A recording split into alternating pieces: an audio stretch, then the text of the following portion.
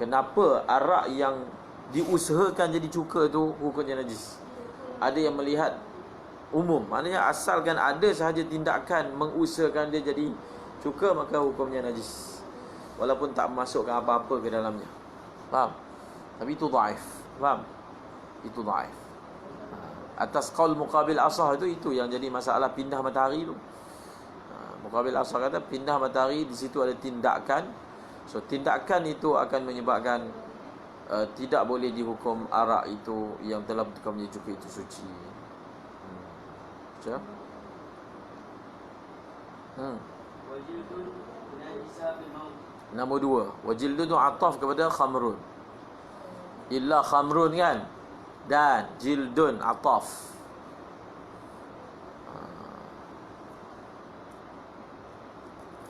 Kenapa tak baca khamran?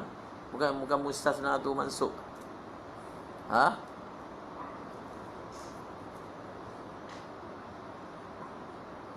Bukan apa ni mustasna ni. Bukan mansub ke?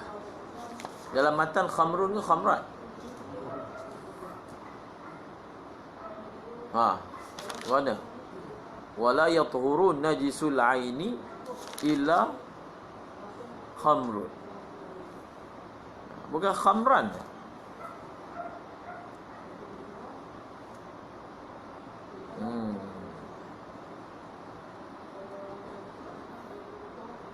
Betul tak?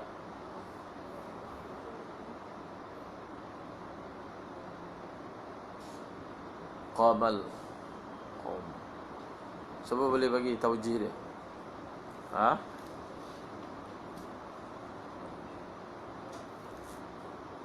Fasharibu minhu illa, baca ayat dah. Qalilun qalilan.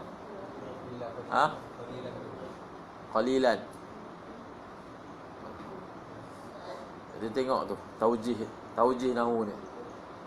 Sebab jumlah sebelum adatul istisna, dia ada yang jumlah muthbat dan dia ada jumlah manfi. Jadi fasharibu minhu illa qalilan. Jadi jumlah sebelum illa tu ialah jumlah muthbat. Maknanya jumlah muthbat lah, tak ada huruf nafi. Fasharibu minhu.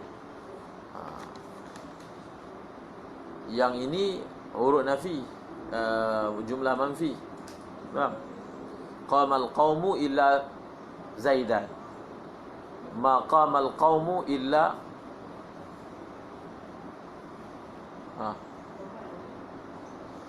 ma qamal qaumu illa Zaidun. Apa kaedah dia?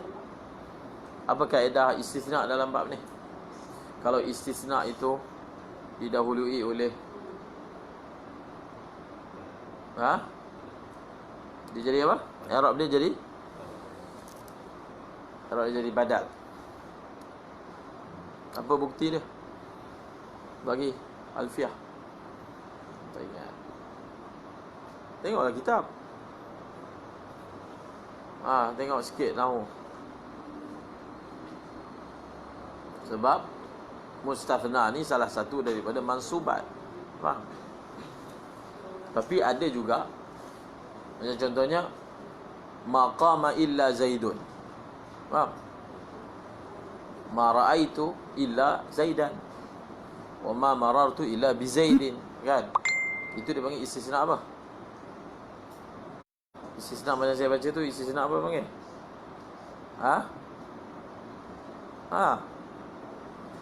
Ma qama al-qaumu ma qama illa Zaidun. Itu dia panggil istisna apa?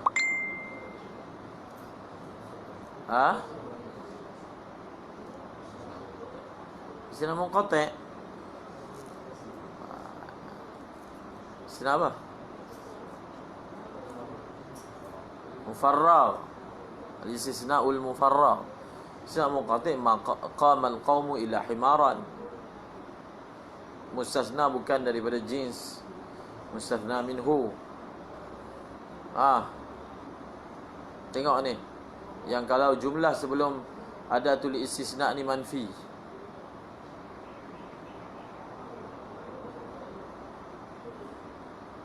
jumlah sebelum adatul istithna manfi.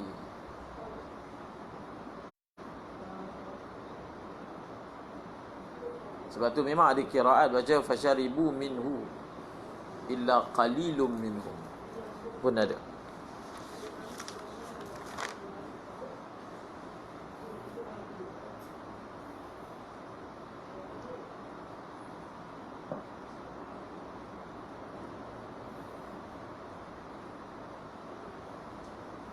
Buka tu Muntamimah main kitab. Tu Alfiah. Tengok. Bagi tahu jawapan dia.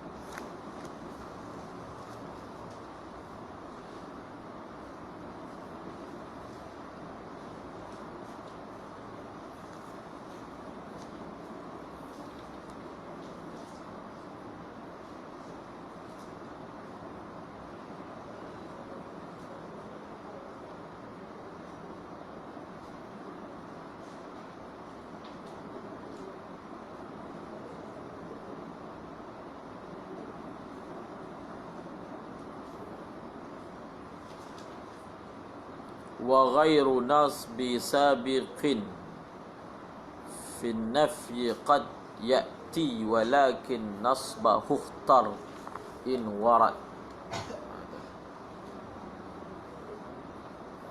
Tengok istisna yang jumlah manfi didahului pakai dah dia.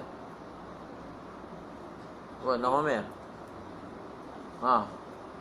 Jika mustasna berada selepas illa pada kalam ghairu mujab, serta lafaz mustasna minhu berada pada tempatnya, yakni sebelum illa, maka harus dibaca dengan dua cara. Semada mustasna dikira sebagai istisna, maka ia masuk kerana istisna, seperti maja'ani ahadun illa zaidan. Atau mustasna dikira sebagai badal, maka ia marfu' kerana badal, seperti maja'ani ahadun illa zaidun. Itulah dah belajar dah. Nahmer. Dalam alfiah wa ghairu nasbi sabiqin fi nafyi qad ya'ti walakin nasbahu ikhtar. Faham? Boleh baca dua-dua, tapi baca mansub lebih mukhtar. Dah sampai kan istisna? Nak habis dah. Wa ghairu nasbi sabiqin fi nafyi qad ya'ti. Ni tulis tu baik ni dekat tepi kitab tu. Okey, baca. Wajildun najisa fil maut wa yaqulu bi taghyirihi zahiruhu wa kadza batinu ala al-mashhur. Jadi nampak tak? Dia guna perkataan yang kedua. Jadi wajildun tu ataf kepada illa khamrun. Nampak? Kalau kita baca illa khamran, jadi wajildan pula. Wajildan wal ma'tufu 'ala al-mansubi mansub. Yang diatafkan kepada mansub, maka hukumnya mansub. Wajildun, apa? Terjemah apa? Baca macam mana? Najisa bil maut. Terjemah dia? Dan tidak akan mensuci najis itu melainkan kulit yang menjadi najis disebabkan tengok perkataan yang dipakai kat sini, kulit yang dia jadi najis sebab mati. Sebab mati dia jadi najis. Apa yang kita faham daripada ibarat ni, kalau kulit tu dia jadi najis bukan sebab dia mati. Sebelum dia mati pun dah najis. Apa dia? Kulit apa? Kulit anjing dan babi. Kulit anjing dan babi, dia tak mati pun jadi najis. Faham? Sama. Yang kedua, kulit yang boleh disamak ni, yang perlu disamak untuk menyucikan dia, kulit yang menjadi najis sebab mati, bukan menjadi najis sebab kena najis. Faham? Dia jadi najis sebab mati. Jadi mati yang macam mana yang menajiskan kulit? Faham? Mati yang macam mana yang menajiskan kulit? Mati yang menajiskan kulit ialah mati bukan dengan melalui sembelihan syarak. Mati itulah. Jadi kalau dalam kitab lain dia tak guna ibarat macam ni, dia guna ibarat wajildul maitah, kulit bangkai. Khalas. Faham? Kulit bangkai. Bila kulit bangkai memang najis. Cuma kat sini dia guna dia bawa tinggi lagi. Kenapa bangkai tu dia najis? Kenapa bangkai tu najis? Jadi najis ain. Sebab dia mati. Sebab tu najis. Kenapa pula kalau dia mati dia jadi najis? Sebab dia mati bukan dengan sembelihan syarak. Jadi sembelihan syarak itulah yang boleh menghalalkan dan mengharamkan. Kalau tak sembelih dengan syarak, maka jadi haram. Kalau sembelih dengan syarak, maka dia jadi halal. Seperti mana persetubuhan. Apa yang menjadikan persetubuhan itu halal dan haram? Akad nikah. Faham? Akad nikah. Kalau dia akad nikah, maka halal. Kalau tak ada, haram. Padahal kalau orang makan daging bangkai ke, daging tak bangkai, sama je daging tu. Faham? Daging. Kalau segi segar dia, ni pun segar. Tapi yang menjadi farid kepada dia ialah macam mana cara dia sembelih.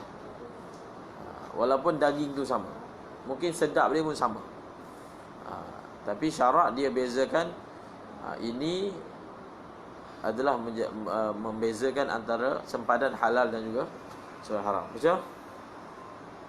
Maka menjadi suci dengan menyamaknya oleh zahir. Oleh zahirnya fa'il kepada apa? Maka menjadi suci dengannya apa? Dengan menyamaknya apa? Nya kulit. Jadi dabar ni masdar. Ni dipanggil apa? Idhafat masdar kepada apa? Dipanggil apa? Idhafat masdar kepada apa? Maf'ul. Idhafat masdar kepada maf'ul. Dia ada idhafat masdar kepada fa'il. Faham? Contohnya idhafat masdar kepada maf'ul.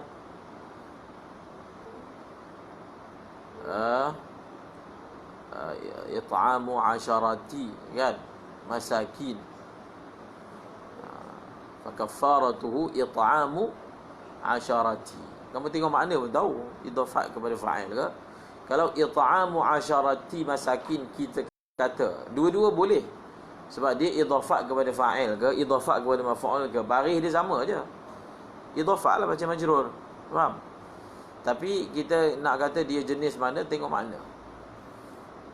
It'amu asharati masakin, kalau kita kata idhafat kepada maf'ul, dia akan terjemahan dia dia punya marja' tak ada lah. Menjadi suci dengan penyamakannya seseorang. Maksudnya dengan dia sama. Faham? Tapi pada ketika itu kita kena takdirkan pula maf'ul. Dia sama apa? Dia sama akan kulit. Faham? Tapi tak bagus macam tu. Sebab perlu takdir. Tak bagus. Fayatu huruf bidabghihi. Jadi di sini fa'il tu yang mahzuf. Faham? Fa'il tak ada. Dia terus idhafat kepada maf'ul. Kan kamu belajar dalam syarah mi'ata amil, isim-isim yang beramal dengan amalan fa'il, antaranya masdar. Faham? Dia ada fa'il dan dia pun ada maf'ul. Contohnya darbu Zaidin Amran, pukulan Zaid akan Amar. Faham? Jadi Zaidin tu tak boleh baca. Sebab tu dia punya takdir dia tu fa'il, tapi baca majrur. Faham? Fi mahal darbu Zaidin Amran. Jadi fa'il kepada masdar ni dia tak ada surah yang dia baca marfu'. Semua dia baca majrur. Tapi kalau fa'il kepada isim fa'il baca marfu', kan? Betul tak? Fa'il kepada isim fa'il marfu' kan? Fa'il kepada isim fa'il. Apa bahayakan pula? Ada berapa isim yang beramal amalan fa'il? Ha? Ada berapa? Isim beramal amalan fa'il apa? Isim fa'il, masdar, isim maf'ul, sifat musyabahah. Faham? Dia beramal dengan amalan fa'il dengan syarat-syaratnya. Okey? Fayadhuru bidabghihi zahiru. Zahiru tu fa'il. Hu kembali kepada kulit. Wa kadha.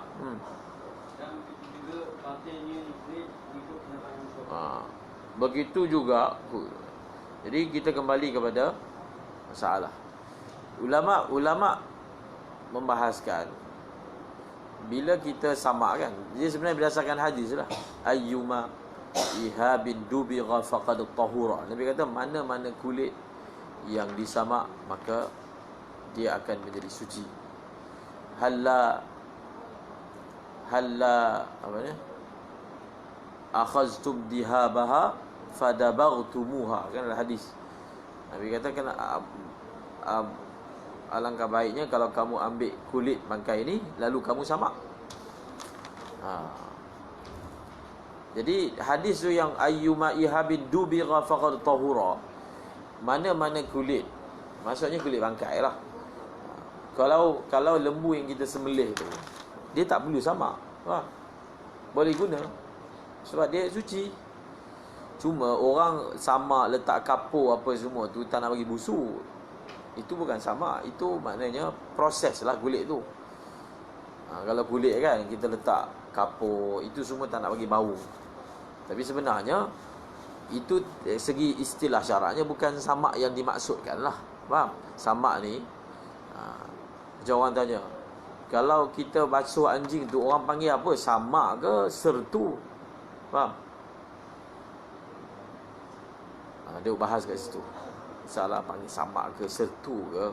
Janji basuh tu betul. Janji 7 kali cukup, air cukup, tanah cukup, panggil apa pun. Dia balas kat situ. Tak, ini samak untuk kulit. Untuk anjing orang sertu. Faham? Dia panggil apa? Sertu. Tak apalah yang mana-mana. Janji basuh betul. Okey. Segi bahasa tu kena rujuk DBP lah. Apa penggunaan yang tepat dan fasihnya. Faham? Memang dia guna dua-dua. Sertu pun orang pakai juga. Samak. Ni kena samak ni. Orang pakai juga kan. Kulit pun samak. Tapi sertu tak dipakai untuk kulit lah. Sertu ni dipakai untuk tasbih. Okey. Kemudian Nabi kata suci. Dalam mazhab Imam Syafi'i sendiri ada 2 qaul. Sekarang ni kulit ni dia banyak komponen. Dia ada bulu. Kat kulit tu ada bulu. Faham? Betul tak? Dekat kulit tu dia ada permukaan kulit. Dan kulit kan tebal.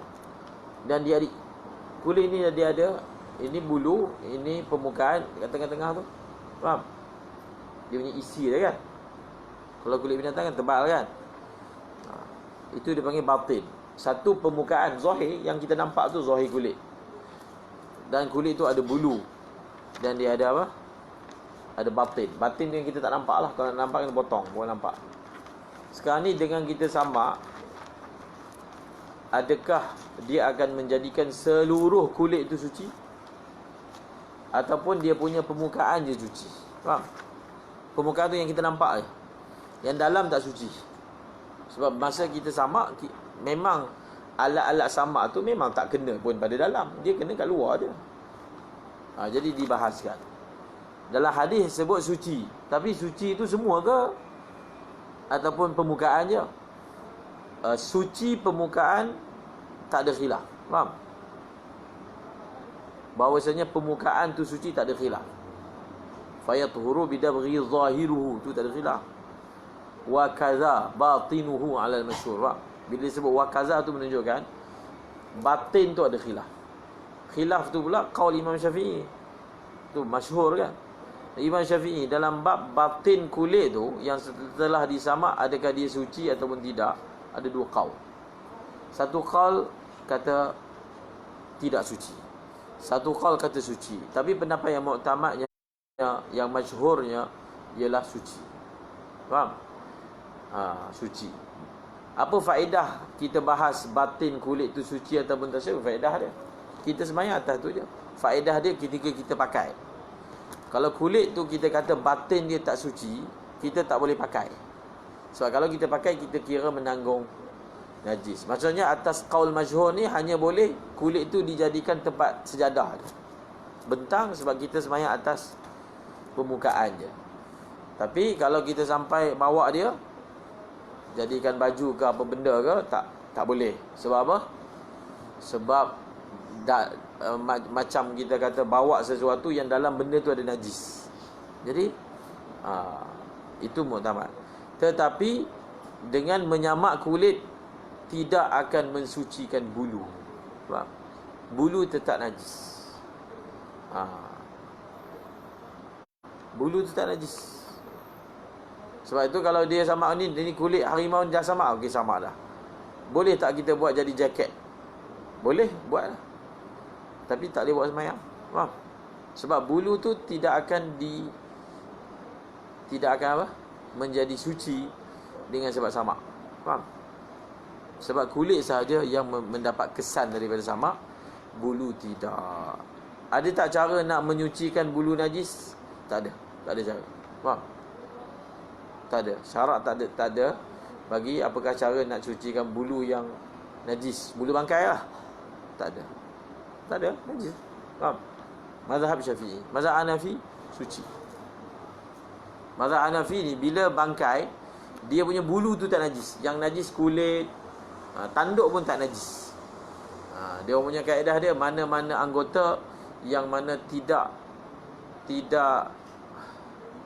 ada deria pada dia. Faham tak? Kalau contohnya bulu bulu kambing tu panjang, kita tarik bulu tu, kita potong bulu. Kambing tu sakit tak? Sakit tak bulu kalau kita potong macam tu? Sakit kan? Kalau kita tarik, sakit lah sebab kena kat kulit dia. Jadi dia kata menunjukkan bahawasanya bulu tu dia tak ada roh yang masuk. Faham? Jadi dia tak ada beza, dia hidup ke mati ke, dia tak ada roh. Mazhab Hanafi tak, tanduk tak, gigi tak. Dan macam jadi dah baru setengah kitab dia tak guna perkataan wa jildud dubira, dia guna perkataan indabara. Faham? Dia guna mutawa'ah. Apa isyarat yang ingin disampaikan? Isyarat yang ingin disampaikan bahawasanya menyamak kulit ni, pertama dia tak perlu kepada fi'lu fa'il. Dia tak perlu kepada ada orang yang buat. Tak perlu. Tak perlu. Faham tak? Contohnya ada kulit dibentang kat tanah lapang, ada burung merpati datang berak atas kulit tu. Faham? Kan salah satu alat menyamak ni kan tahi burung. Jadi dia berak merata, maka kira kulit tu dah disamak. Faham? Itu maksudnya tidak perlu kepada fi'lu fa'il. Sama macam cuci najis kan saya dah sebut lah. Kalau baju kita kena najis, dia sidai je kat ampaian, lepas tu hujan turun hilang najis tu, maka seluar tu dikira suci. Walaupun tak ada action, maksudnya tak ada perbuatan daripada seseorang yang bertindak letak air cuci, tak ada kan. Tetap apa? Kulit seluar tu dikira suci. Faham? Samalah juga masalah samak. Jadi sebab tu dia guna perkataan indibar, maknanya mutawa'ah, tak ada fa'il. Boleh.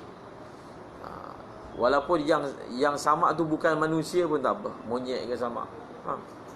Boleh.